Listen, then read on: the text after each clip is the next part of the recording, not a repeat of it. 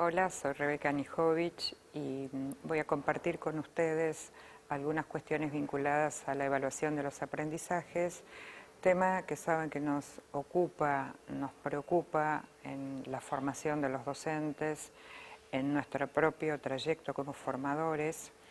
Y entonces voy a abordar el tema de evaluación de los aprendizajes tomando en principio una clasificación que conocemos hace mucho, pero que hoy tiene significados diferentes, que es como definimos hoy evaluación diagnóstica, evaluación formativa y evaluación sumativa. Históricamente, la evaluación diagnóstica era aquella que se hacía al principio de un curso y uno intentaba identificar los saberes previos que los estudiantes traían. Esa idea sigue siendo una idea potente, pero con el transcurso de nuevos paradigmas de la evaluación, esa evaluación inicial diagnóstica en realidad se llama hoy evaluación diagnóstica continua, porque finalmente nosotros estamos diagnosticando todo el tiempo a nuestros estudiantes. ¿En qué sentido? Estamos revisando permanentemente cómo están aprendiendo, cuáles son los saberes que traen anteriormente, y ese diagnóstico nos permite rediseñar nuestros próximos pasos para enseñar. Y esa es una tarea que no se resume o se remite solo al principio de un cuatrimestre o al principio de un año lectivo. Es una tarea que hacemos permanentemente los docentes. Entonces, es interesante que a esta definición de evaluación diagnóstica hoy le agreguemos la idea de continua. Estamos todo el tiempo monitoreando y viendo cómo aprenden nuestros estudiantes. La segunda idea de evaluación formativa, que también históricamente ha sido desarrollada, vinculada a analizar los procesos de enseñanza, fundamentalmente con la idea de que nos den insumos a nosotros, los docentes, para ver cómo seguir nuestra enseñanza. Los nuevos paradigmas de evaluación formativa le agregan algunas otras funciones muy importantes para nosotros, que es no solamente importa la evaluación formativa para el docente en términos de mejorar o cambiar sus propuestas de enseñanza, sino nos importa fundamentalmente para el estudiante, para que el estudiante regule sus propios procesos de aprendizaje, reconozca sus fortalezas y debilidades, pueda ir monitoreando cómo él va aprendiendo, cuáles son las estrategias que mejor favorecen su aprendizaje, qué dificultades tiene, cómo superar esas dificultades y cómo en esos procesos también incluimos la autoevaluación y la evaluación entre pares. Quiere decir que se ha ampliado el concepto de evaluación formativa. Y el tercer momento de la evaluación clásica, que es el de evaluación sumativa, la evaluación final, que tiene una característica y una particularidad que tal vez la hace lo más interesante, que es articular, relacionar, integrar todo lo que se fue aprendiendo a lo largo de una materia, de un año escolar, de un proyecto. Esa capacidad de articular, de relacionar y de integrar solo se puede hacer al final, y por eso tiene tanta importancia esa instancia de ir sumando, de ir estableciendo vínculos entre lo que uno aprendió en marzo, lo que uno aprendió en abril, lo que uno aprendió en octubre. Y no solamente tiene la función de certificación, de aprueba o no aprueba, sino la función más importante es esta: cómo lograr vincular, establecer relaciones a lo largo de todo el proceso de aprendizaje. Particularmente me querría detener en la evaluación formativa, en la evaluación de proceso, que es tal vez la instancia de mayor posibilidad de aprendizaje de los estudiantes y que es la instancia que menos ha sido trabajada y menos ha sido desarrollada. Y por eso entendemos que los institutos de formación docente, nosotros como formadores de estos docentes, necesitamos mostrar, modelizar con nuestro propio ejemplo cómo evaluar procesos y enseñar a los futuros docentes cómo esto es posible hacer con sus propios estudiantes. Entonces, en este sentido, nosotros entendemos que la evaluación, además de una función de certificación, tiene una función que es visibilizar los saberes que tienen los estudiantes, lograr que ellos puedan darse cuenta qué están aprendiendo, cómo están aprendiendo, qué están logrando, cómo lo están logrando. Esa capacidad de poner en juego sus saberes, de hacer visible estos saberes que están aprendiendo, es lo que permitiría desarrollar esta función de la evaluación formativa. Para lograr este desarrollo de la evaluación formativa, nosotros nos basamos en varias ideas que pueden contribuir a que esto se desarrolle. La primera y la más importante es lo que se define hoy como retroalimentación formativa. La retroalimentación formativa, a diferencia de la retroalimentación clásica, que era decirle a un alumno, muy bien tu trabajo, que bien aprendiste, que es una buena respuesta en términos de autoestima, pero no es una devolución que le permita al alumno mejorar sus aprendizajes. La retroalimentación formativa hoy es un modo de dialogar con el estudiante, un modo de ofrecer sugerencias, ofrecer preguntas, valorar producciones con los alumnos, de tal modo de establecer un diálogo entre lo que el docente sugiere, propone, pregunta y lo que el estudiante hace con eso que recibe. Quiere decir que la retroalimentación, para que sea formativa, tiene que impactar en la mejora de los aprendizajes de los estudiantes.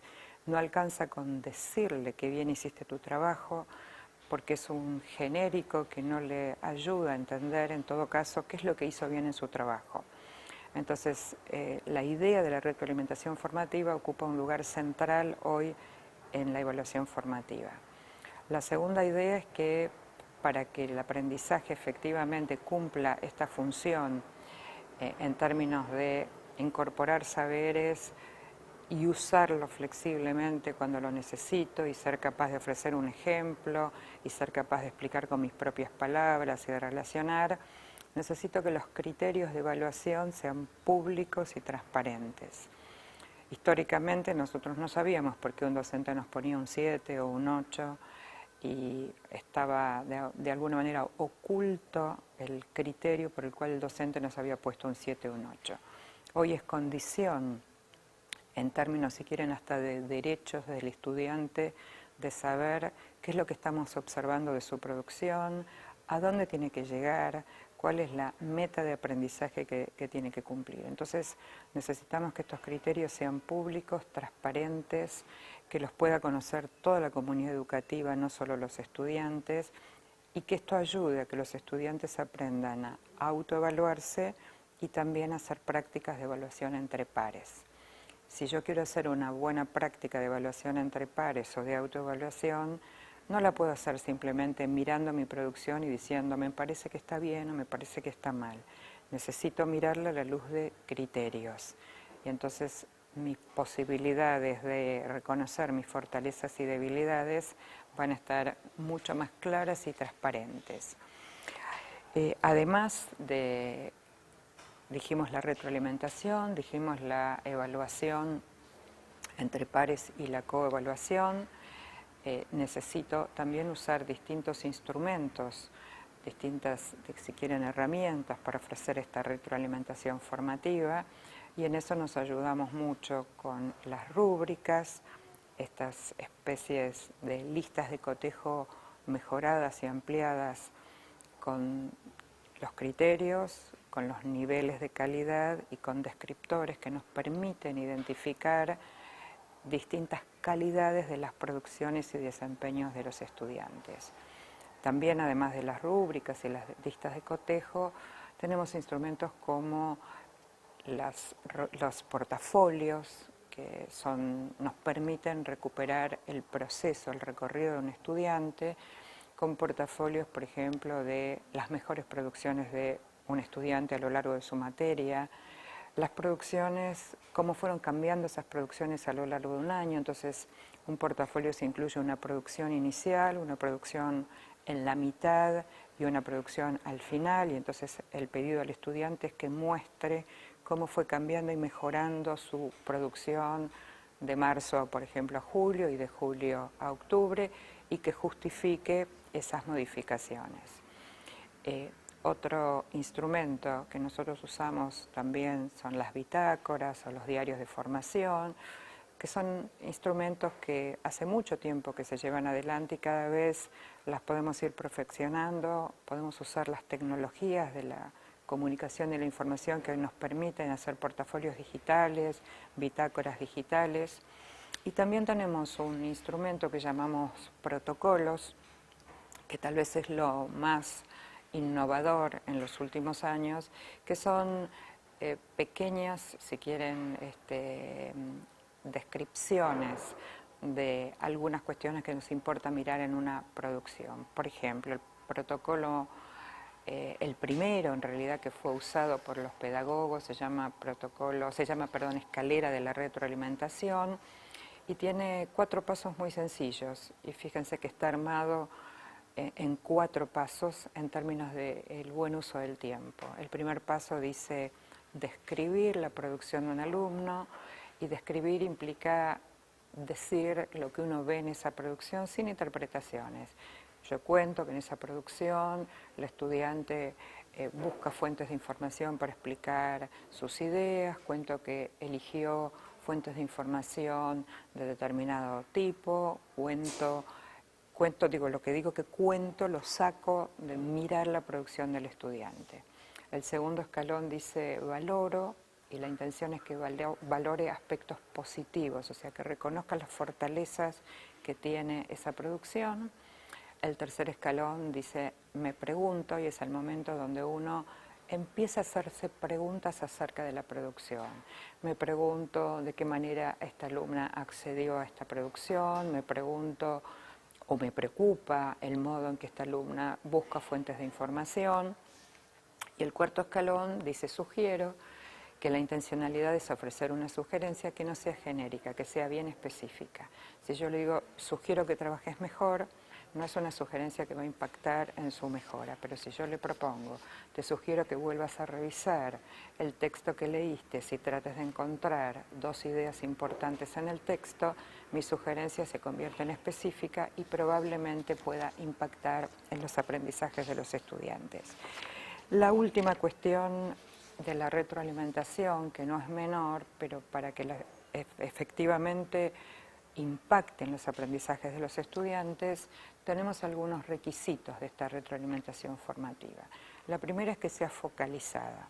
Quiere decir que yo tengo que elegir como docente algunos aspectos para ofrecer la retroalimentación formativa. Y el ejemplo más claro, fíjense, si yo entrara a observar una clase de un practicante y viera 20 cosas que querría devolverles, es imposible pensar que el practicante tome esas 20 cosas e intente modificarlas. Entonces yo tengo que elegir 4 o 5 que sean las más relevantes, que tengan que ver con los propósitos de la enseñanza, y entonces trabajar sobre esos aspectos. Y para eso necesito focalizar.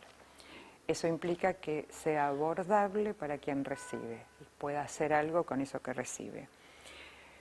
El otro criterio es que sea oportuno en tiempo y forma. Si yo ofrezco una retroalimentación un mes después de haber ido a observar la clase, probablemente pierda fuerza esa retroalimentación porque pasaron muchos días, pasaron muchas situaciones, entonces necesito ofrecer retroalimentación a la brevedad, digamos, una vez que sucedió esta observación. Y también la forma, el sentido de la oportunidad. ¿Cuándo voy a hacerle esta devolución? ¿Caminando en un pasillo? 5 minutos antes de que se tenga que retirar la practicante del curso, o establezco un tiempo, un espacio y un acuerdo con el practicante en este caso de, bueno, cuál es el mejor modo, día, horario y espacio físico para hacerlo. No puedo empezar una retroalimentación sin identificar factores positivos, aspectos positivos, y algo muy común que nosotros encontramos en las retroalimentaciones es una palabra muy usada que uno le dice, bueno, tu trabajo, o valoro tu trabajo porque apela a criterios importantes en la búsqueda de información, pero, ¿no? Y uno utiliza ese pero que en realidad termina de alguna manera borrando lo anterior y el estudiante está esperando, ¿no?, la parte negativa. Entonces, algo muy sencillo como dividir las oraciones. Digo, valoro estos aspectos positivos de tu trabajo y los enumero, punto y aparte. Y después le agrego, me preocupa, me pregunto, me gustaría que volvamos a pensar, ¿no?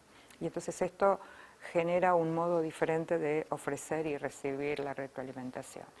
Y el último criterio, la última recomendación sería qué preguntas le podemos ofrecer a un estudiante que favorezca procesos de reflexión. Nosotros muchas veces nos vemos tentados a darle la respuesta. Bueno, en vez de hacerlo así, hacelo de esta otra manera.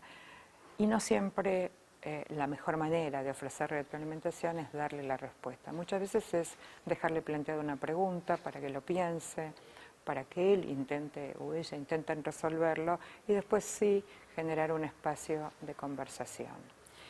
En este sentido es que pensamos hoy que la retroalimentación formativa tiene un peso casi más importante que la retroalimentación clásica, que la evaluación tradicional que nosotros conocemos que solamente certificaba. Entendemos que esta manera de ofrecer retroalimentación la pensamos para los docentes de los institutos de formación que están formando a otros, porque esta es la manera que pensamos que estos estudiantes, futuros docentes, pueden aprender este modo de evaluar y aplicarlo después con sus propios estudiantes.